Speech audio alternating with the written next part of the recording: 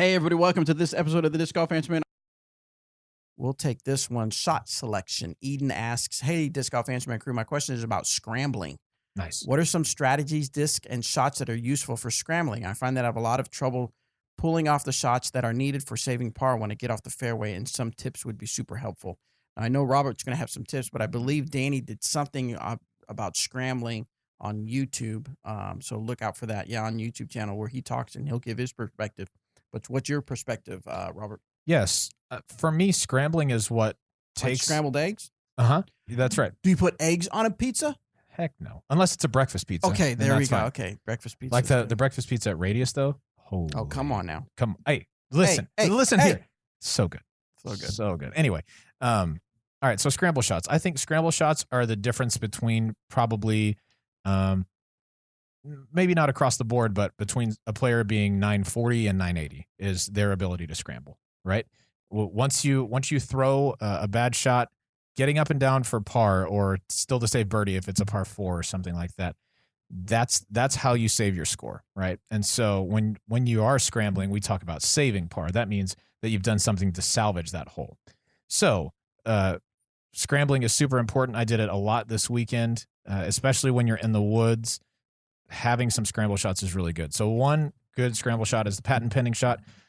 For me as a right-hand backhand player, I put my left foot behind the disc instead of my right.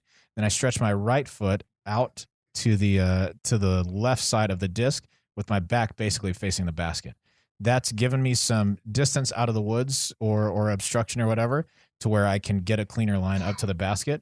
I don't try to throw that with very fast discs. I usually use my blend Warden as just something that I can work over to the right just to get out of trouble. That's a super good one.